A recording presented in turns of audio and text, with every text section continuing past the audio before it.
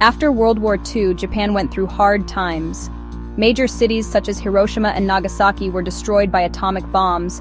The country's economy was in decline, and its people lived in misery. However, from the destruction, Japan rose with a spirit of innovation and hard work.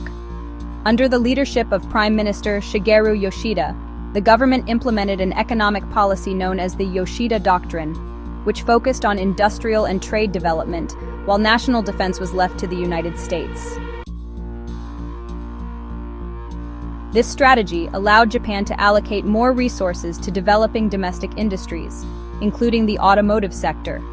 Japan also established the Ministry of International Trade and Industry, which played a major role in designing industrial policies, providing incentives, and encouraging innovation in the manufacturing sector.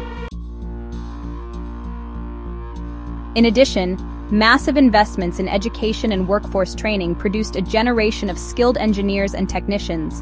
In the 1960s and 1970s, the Japanese automotive industry began to dominate the global market, with companies such as Toyota, Honda, and Nissan successfully developing fuel-efficient vehicles, especially after the 1973 oil crisis. One of Japan's greatest innovations was the Toyota production system, a manufacturing system that focused on production efficiency, reducing waste, and improving quality. With this method, Japanese manufacturers were able to produce high-quality cars at a lower cost, making them the preferred choice in the global market. As a result, by the 1980s, Japan had become the world's largest automaker, surpassing the United States in both production and export volume. Models such as the Toyota Corolla, Honda Civic, and Nissan Sentra were known as symbols of reliability and efficiency, while the Toyota Camry and Honda Accord dominated the United States market for years. Entering the early 2000s, Japan further strengthened its dominance by introducing hybrid car innovations through the Toyota Prius, which became the first environmentally friendly vehicle to be mass-produced. This proved Japan's ability to adapt to global trends and maintain its position as a leader in the automotive industry. As of 2022, Japan remains one of the world's 3 largest automakers, along with China and the United States, with annual production of more than 10 million units and exports of around 3 million units.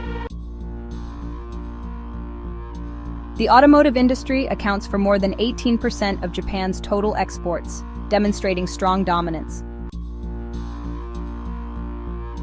However, history has shown that there is no eternal glory.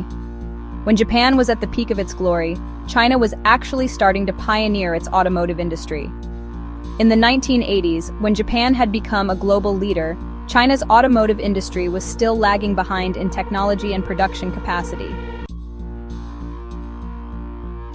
However, with a grand vision to become a world economic power, the Chinese government opened up to foreign investment, encouraging global companies such as Volkswagen, General Motors, and Ford to build factories in China and transfer technology to local manufacturers.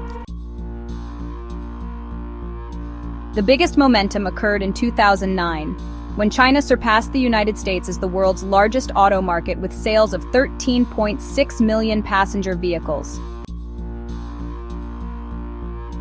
This was a turning point that changed the competitive landscape of the global automotive industry. In the 2010s, China faced 2 major challenges: worsening air pollution and dependence on fossil fuel imports.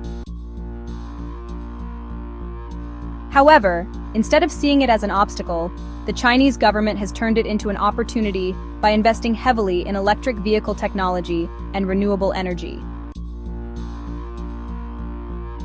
In a short time, China has become the world's leader in the electric car industry.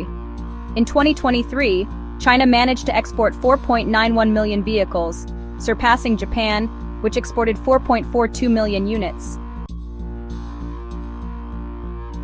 This success is not a coincidence, but the result of a mature strategy.